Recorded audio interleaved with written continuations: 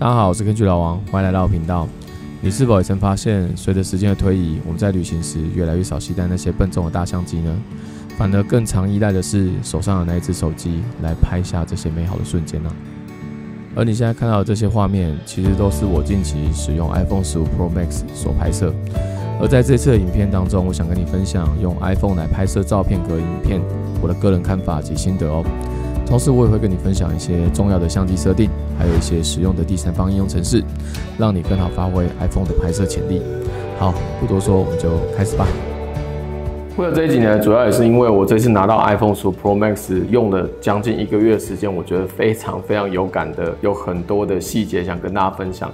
那我是实在拿了它1个月，去台北啊，去拍了夜景，去拍了星空，去拍了很多的地方。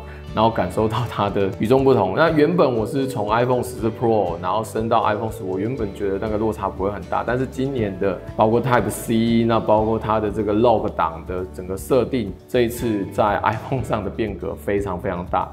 那所以很想说做一支在拍摄上重要的几个设定来跟大家分享。那我这支影片呢，会从2个地方去开始做解说。一个我会讲拍照的相关设定跟录影的拍照模式。那就你所知道的，我本身是旅游的 YouTuber， 也是接案的摄影师，甚至我也是影片的制作者。所以我会从拍照跟拍影片的这2个模式来跟你分析一下我的看法。那我会跟你讲一些我觉得很棒，而且非常实用的几个小技巧。那我们先从拍照部分来做解说吧。讲拍照之前呢，我先跟大家玩一个小游戏，让你猜猜看，从几张照片当中你去猜说，你觉得这张照片是单眼相机拍的还是手机拍的？那我们来看看这2张照片。这2张照片呢，是我在台中的国家歌剧院所拍摄的。那我们先从照片的大方向来看。好，先跟大家说一下，这边有一张照片呢，是 Sony 的 A73 搭配腾龙的17-28拍摄的。另外呢，是 iPhone 15 Pro Max 的 0.5 广角镜头所拍摄的。2张的照片呢，在整体的感觉看起来是没有什么太大差异性。那我们稍微放大一下细节。好，这是放大细节的部分，这是窗户的部分。那我们看一下边边，草地的部分。放大的部分其实会看到，感觉地板的一些解析能力就有差一点点。那这边要特别说明一下哦，因为这2张的照片当时在拍摄的情况之下，它们的焦段有一点落差，所以我必须要把它裁切到差不多的等级焦段，让大家比较一下。那我们来看比较远的部分，然后这是大楼的部分。好，有一点落差啦，那你还看得到这个旁边大楼的名字，还是看得到。这个其实也是还是看得到。那附带说明一下哈，其实 iPhone 15 Pro Max 它最高的像素有来到4800万画素，但 Sony 的 A73 其实只有2000多万画素，其实在画素上是有落差的。如果是这样子的照片上传到了社群，比如说 Instagram 或者是 Facebook 的话，你看得出来哪一张是相机拍，哪一张是手机拍的吗？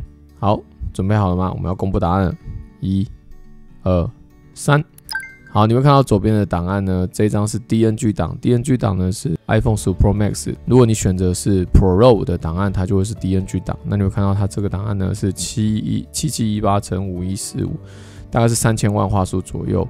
为什么是3000万呢？因为我有做裁切的跟 A73 当初拍摄的角度是差不多，所以 A73 这边呢大概是1000多万画素，因为2边我都有做稍微的裁切，所以其实你会发现在以大图的照片来看的情况之下，好像不太容易分出来。但是其实如果你把它放大来看的话，是稍微可以看出在 Sony 相机的部分，它的在地板上的解析能力好像比较明显一点。然后在草地的部分感觉也稍微比较细致，但我想要回归到重点，就是当你今天只是看到这样子大图的照片的时候，或者是拍很大景色之后，我相信在社群软体看到这样的照片，我可以说你可能会分不出来到底是手机还是相机哦。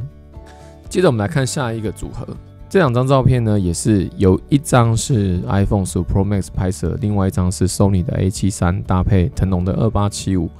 那2张呢都做了虚化。目前呢，手机要拍摄这样的照片呢，通常是透过镜头后端的运算距离去达到虚化的这个效果演算。在 iPhone 15 Pro Max 高效的晶片的运算之下，算出来的虚化非常的自然。你从这样子的角度、这样子的大小看得出这2张哪一张是手机拍摄，哪一张是 Sony 的相机拍的呢？稍微给大家看一下细节。好，你会看到这边的虚化边缘。这张照片的虚化边缘，边边冰的细致度，再说一下给大家看。再说一下。好，你有猜到哪一张是手机，哪一张是相机吗？好，公布答案哦。1、2、3。这边特别说明一下，左边这张照片呢是 iPhone 15 Pro Max 拍摄。如果你选择是人像摄影模式呢，它就无法使用 RAW 的拍摄模式，所以会是 HEIC 高效压缩的一个格式，等效像素会在1200万左右，所以拍摄起来的照片这一张是手机拍的，这一张呢就 Sony 的相机搭配腾龙的2875所拍摄的，它的虚化边边，你有没有发现，在这个时候？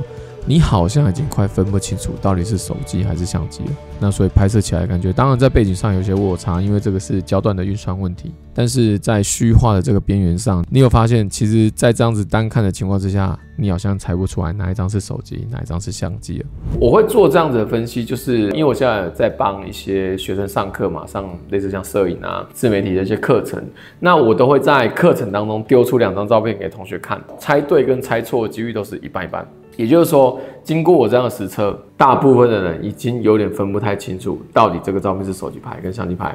那为什么想跟你讲这2个呢？是因为早期觉得手机摄影它的能力跟它的所谓的话术，还是永远不及所谓的相机。但是近几年我用手机，我觉得它非常方便，然后它又带了3颗镜头，现在还到这个 iPhone 15已经有5倍的变焦，所以在这样的方便性来讲，有时候会让我真的不想把大台相机就当带出门。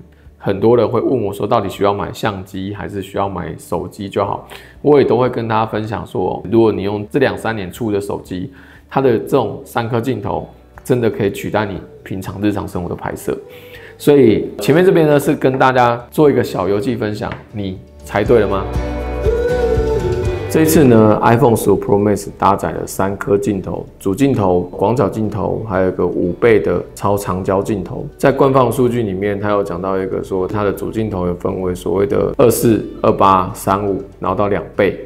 然后一直到长焦镜头，总共分属了7个焦段让你去做拍摄，听起来好像很棒，但是跟大家分享一下，它所谓的7个焦段，事实上是中间的那一颗主镜头涵盖的总共24、28、35跟2倍，主要的那4个焦段呢，就是单一颗主镜头为主。也就是说，你在拍照的时候，你会发现它这个里面有一个1倍，然后你切到28、35，所以它有这样的变化。那这个镜头的变化，事实上它只是裁切的不同而已。因为放大的倍率越大，它其实裁切越多，像素反而是下降。这几个是属于同一颗镜头。那为什么我会这样子讲？因为这个是可以关掉的。你只要在这个所谓的相机这边，主相机的这个，那这个有没有看到它28跟35？事实上它是可以把它关掉的。那你会发现它这个预设镜头就是24就是1倍。然后28就 1.2， 然后 1.5倍，也就是说你的照片是越裁越小。所以如果你把这个都关掉，那你回到相机这边的时候，它这边就不会有所谓的变焦的动作。所以你觉得那个没有必要的话，我是觉得就不一定要开。但是你觉得 OK， 那就开起来。我自己的感觉是我有开的，因为有时候我想要让它直接放大，直接帮我裁切，你就不用后来再裁。我给你看实际的案例，在前阵子去台北101拍的夜景，那我也在各个焦段去做的拍摄。我们就从我拍的这一组照片来看一下，你会看到这张照片是8000乘6000，大概是4800万画素，所以它是1倍的广角，就是他说的24端。然后你切到28端，你会看到它就往前，再往前。然后2倍，因为我2倍后来就拍直的，就变成这样子。我再回头来看，你从最前面的8064乘6048，这是4800万画素的照片，一直来到1.2，变成是6912乘5184，然后在5712乘4284，在2倍的时候变成是3024乘4032，最后剩下多少？1200万画素。也就是说，它从原本的4800万，它会一直裁到变1200万。为什么要这样讲？是因为你看。我们在 Lightroom 里面会看到所谓它的这个是 6.86mm 的这个主镜头，这几张照片都是同一颗镜头拍的，只是裁切的不同。关于档案的大小，我们来跟大家分享一下。照片档案有时候最常被诟病就是我们常常空间不够，然后照片出去旅行一趟回来，手机里面的记忆体就塞爆嘛。那你怎么去节省这个照片的空间？这边有个小秘诀跟大家分享一下。在拍照的时候，我们进入到设定里面，然后进入到设定里面，你们会看到这个是相机。那相机里面呢，你会看到有一个是格式。那格式呢，你会看到有一个是最香浓跟高效率。那最相同跟高效率呢，一个就是所谓的 JPEG 跟所谓的 HIF 档的设定。所谓的 JPEG 啊，是1992年到现在就已经有的档案，所以它其实历史相当悠久。这个 HIF 档呢，苹果呢在2017年就开始导入了这个所谓的 HIF 档的设定。那 HIF 档设定它就是所谓的高效率的这个压缩，所以照片档如果你是用 HIF 的格式去做压缩，它的档案的大小几乎是 JPG 的一半。画质还比 JPG 好。那为什么之前我们还会一直用 JPEG 呢？是当时晶片没有运算的效能这么大，所以它在压缩上还是以 JPEG 的压缩为主。但近几年的这个晶片的运算效能一直在提升，所以现在呢，苹果就会以 HIF 的这个格式档为做主要的压缩，所以你的照片你有发现，其实它越来越小，但是画质其实越来越好。这就是所谓的这个压缩技术的更新啊，所以会建议你在照片上来讲，你都用高效率来做记录。那下面这边有看到一个照片模式，它有分为主镜头有分为2MB 跟3MB， 一个是1200万画素，一个是2400万画素。其实你看才差1MB。画素差了1000万画素，所以我的建议是你直接就开2400万是没有问题。2400万画素这个档案大小，我觉得没有到很大，才差1MB啊，这个真的没有差很大。接下来看下面的这个专业格式才是最重要。专业格式的部分，它有所谓的 HIF 最高4800万画素，那档案多大？我给大家看一下，它下面有写说档案是5MB 哦。如果你切到的是 ProRAW 就是我们专业摄影在做的所谓的RAW档，那这个RAW档的话，它的档案的大小就来到了75MB， 它同样是4800万画素，可是它的照片大小一个是5MB， 一个是75MB， 相差15倍。你一定会问说，那画质会不会有差，对不对？我给大家看一下画质的感觉，好不好？这边我拍2张都是1200万画素的，一个是RAW档，一个是 HIF 的 HEIC。那我们来看一下它的这个照片的大概的细节度哈。左边的部分是 HEIC 的照片档，右边的部分是这个RAW档。那RAW档的档案大小就是比较大。那我们看一下它的细节，我们把它稍微再拉大一点，点开，你会看到 HEIC。我在想它应该是有透过所谓的锐化，那锐化之后让照片的锐利度更高。在这个细节上，比如说你看这个栏杆，它的落差的差别，我觉得不会差太大。我们看边缘的云层，你看到一样是右边是RAW档，左边是 HEIC。那你反而会发现RAW档它的噪讯还比较高，那因为它保留是完整的这个原始资讯，它让你做后置。那 HEIC 相对它可能在锐化或者是说在降噪上的处理上已经帮你做处理过了，所以其实你看这样子来看，我们感觉出画质并不会差很多。以我们没有到放到极大的情况之下，我刚刚这样放大的倍数是来到了286%，所以才有满满的看出这些细节。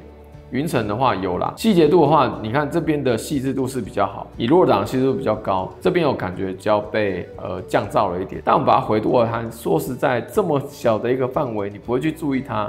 如果是分享照片，你会把它用到这么大张吗？不会啊。那如果是印刷端，他们为了印刷上的细致度来讲，他们就会有这样的需求。所以，如果你是专业性需求的话 ，ProRAW 再开就好。一般来讲，出去旅游，你只是分享这样记录啊，做这样子的照片分享，丢 IG、丢 FB 的话 ，HIF 档绝对是够用，画质绝对是没有问题的。因为除非你要放大到200-300%，不然的话真的是没有差。好，所以这边呢就是直接跟大家建议，你的照片就是设定为 HIF 档的 HEIC 来做主要拍摄就好。然后你就算拍到4800万，它的档案也不会太大。这边的话是照片的这个格式，这边就提供给大家参考。我在这一次去到垦丁的时候，有拿着它去做夜拍，我们来去看一下我这一次拿它去夜拍拍到了什么东西。我们去垦丁那边看看吧。我现在来到这个社顶公园的上面，遇到一群朋友。那这群朋友，我们来测试一下 iPhone 15 Pro Max 的夜拍能力。那我现在是架脚架来实际拍摄，来看一下这边的实际拍摄状况。嗨，谢谢你们配合。好，那我们来实测一下，我们用夜曝的模式，就让它用这个1倍镜的方式来做。它的夜曝目前好像是5秒。那我等一下会关灯，我们来拍一下。好。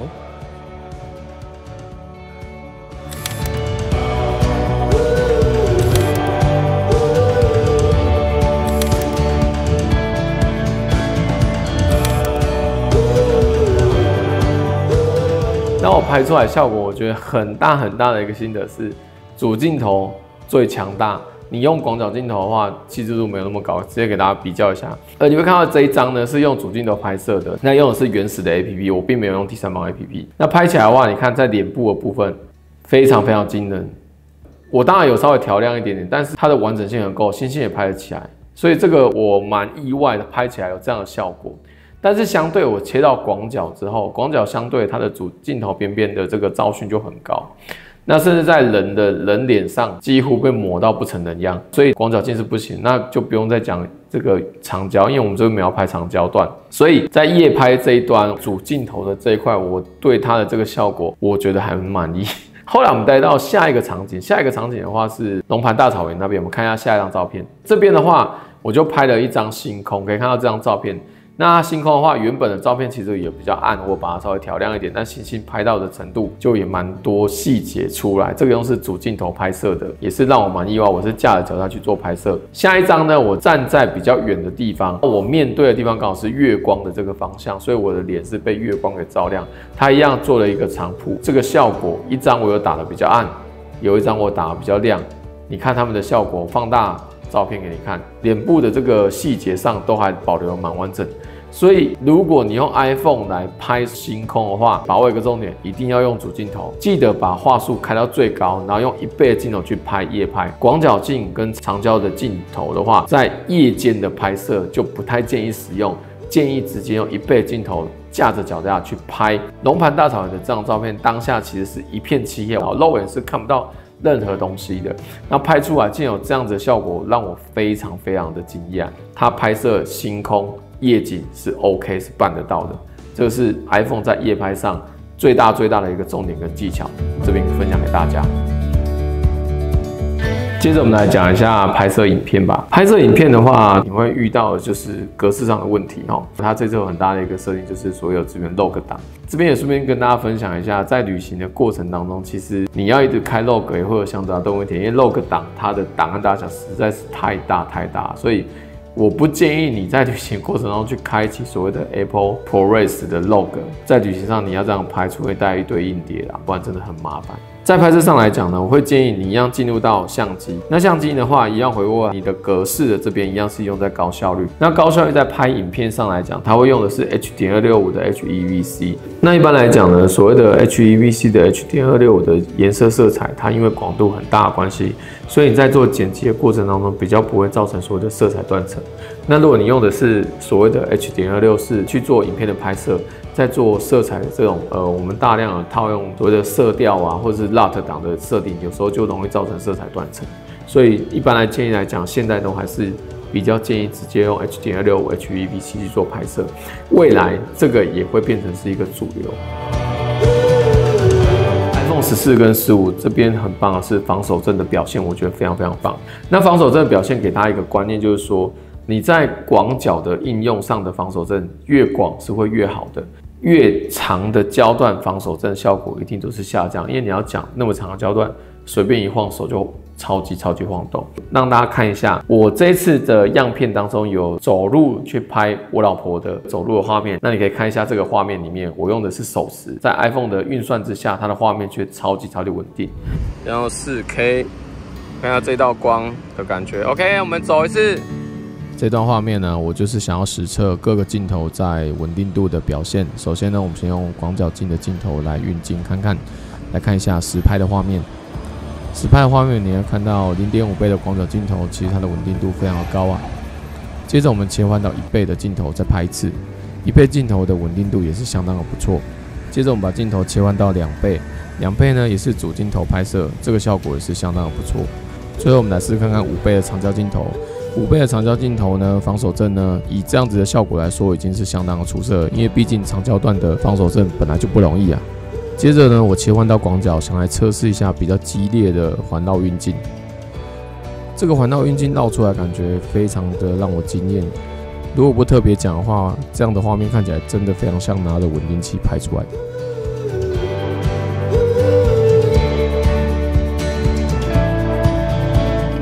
那这边我就呈现几个我在夜间拍摄的101的影片给大家看。先来看一下主镜头的部分，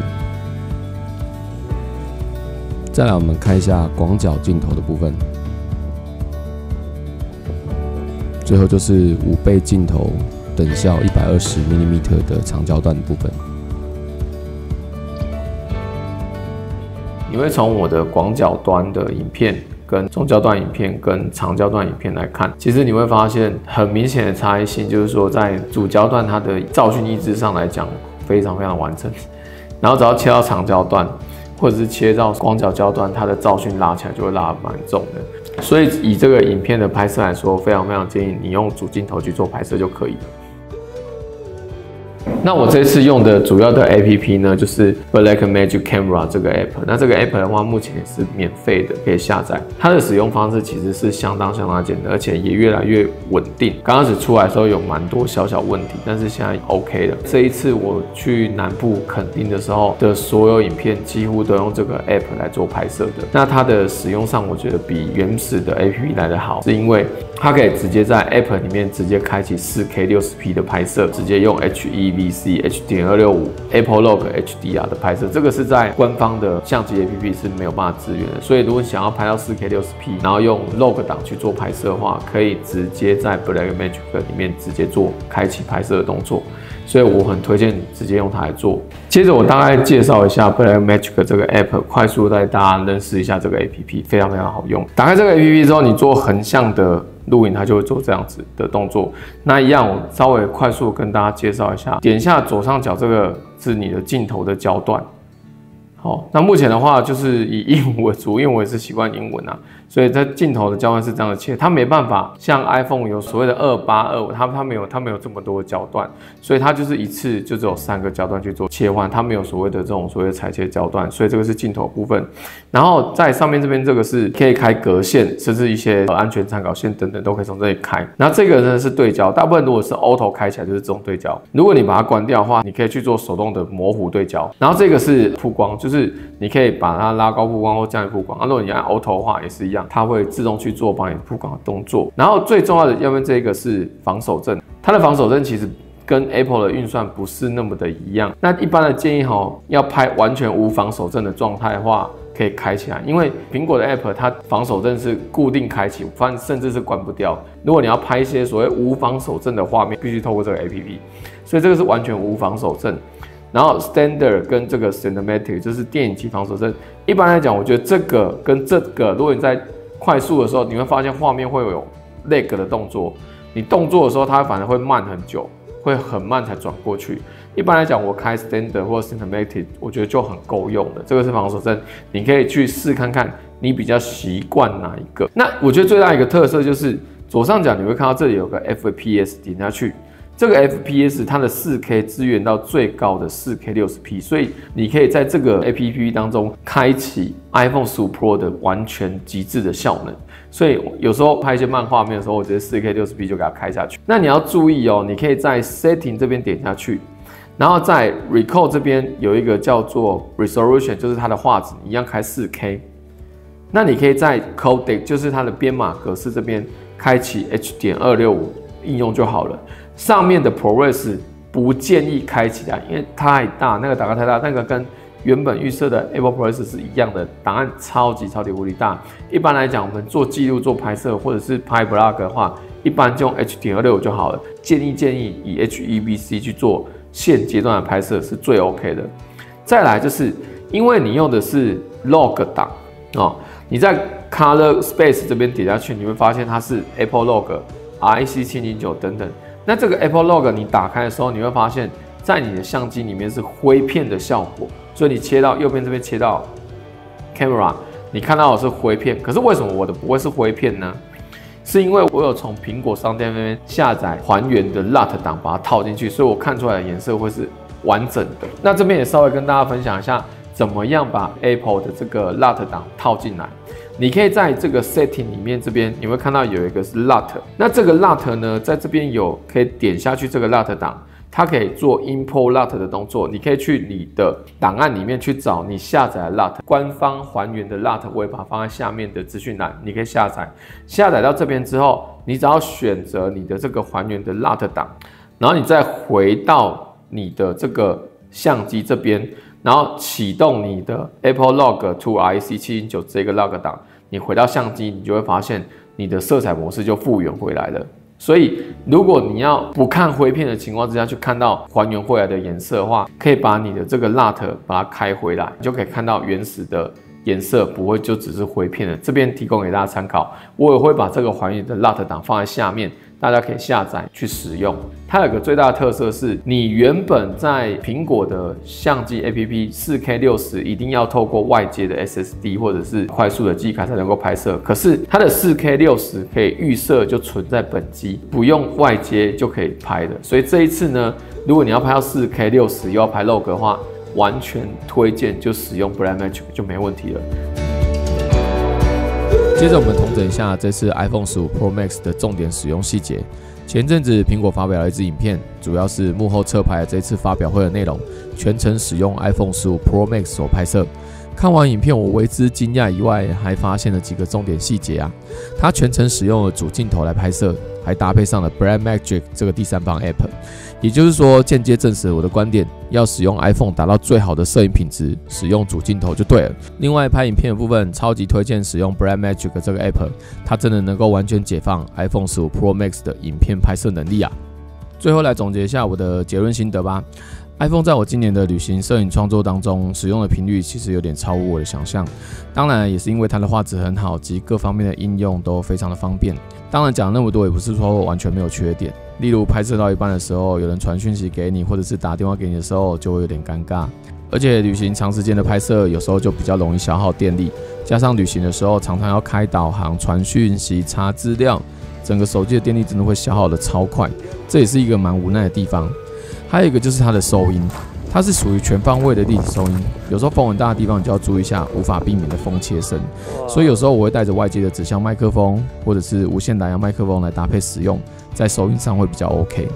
最后再补充一下，我觉得有几个很棒的地方，你别忘了它还是一台防水的摄影机啊。曾经有一次啊，我在大豪雨的外出取景拍摄当中，直接给它放在路边淋雨，拍出雨中超美的画面，这个也是单眼相机中很难办到的。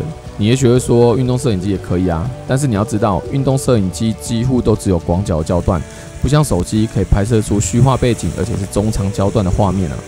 最后就是这次 iPhone 15 Pro Max 的 Type-C 界面的改变，几乎让它变成一台更完整的专业摄影机，在不需要外接电力的情况之下，可以直接插上一般的硬碟，直接做存储。